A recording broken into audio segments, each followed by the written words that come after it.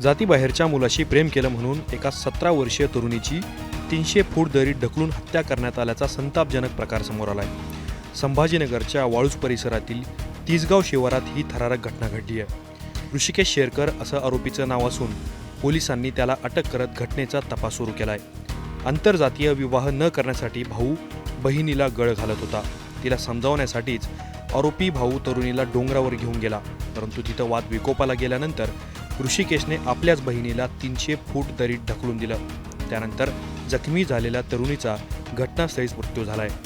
मिळालेल्या माहितीनुसार मयत तरुणी ही जालन्यातील शहागड गावात राहणारी आहे। 12वीत शिकत असलेल्या तरुणीला जातीबाहेरच्या मुलाशी प्रेम जडलं होतं। हे प्रकरण ज्यावेळी घरच्यांना कळालं त्यावेळेला खटके उडायला सुरुवात झाली।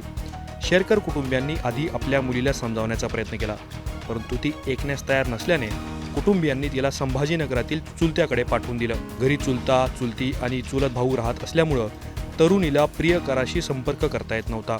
तसेच मोबाईल नसल्याने देखील तरुणी अस्वस्थ होती। म्हणूनच चुलत भाऊ ऋषिकेशने याच विषयावर समजावण्यासाठी तिला उंच डोंगरावर नेलं। दोघे वर चढत असताना खाली मैदानावर क्रिकेट खेळणाऱ्या पोरांनी त्यांना पाहिलेलं होतं। डोंगरावर प्रेम संबंधांच्या विषयावरून दोघांमध्ये वाद झाले। त्यातून ऋषिकेशने बहिणीला 300 फूट दरीमध्ये ढकलून दिलं आणि धावत डोंगराखाली येऊ लागला। त्याचवेळी ऋषिकेश एकटाच डोंगरावरून खाली येत असल्याने क्रिकेट खेळणाऱ्या पोरांना काहीतरी गडबड असल्याचा संशय आला। ऋषिकेशला त्यांनी हटकलं आणि पोलिसांना फोन केला। चौकशी केल्यानंतर भावानेच बहिणीची हत्या केल्याचं उघड झालं। घटनेची माहिती मिळताच वाळूज, वळदगाव आणि तिसगाव परिसरामध्ये एकच खळबळ उडाली।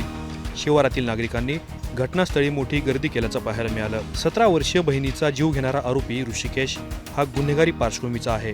वळदगावात राहणारा आरोपी वाळूज MIDC मध्ये काम करून कुटुंबाचा उदरनिर्वाह करतो। काही दिवसांपूर्वी काही लोकांना मारहाण केल्याच्या प्रकरणामध्ये ऋषिकेशवरती गुन्हा दाखल झाला होता। तसेच एका प्रकरणामध्ये त्याला 3 महिन्यांचा तुरुंगवास देखील झालेला। बहिणीला डोंगरावरून ढकलून तिची हत्या करण्यात आल्याच्या प्रकरणामुळे संभाजीनगर शहर आणि ग्रामीण भागामध्ये हळहळ व्यक्त केली जाते।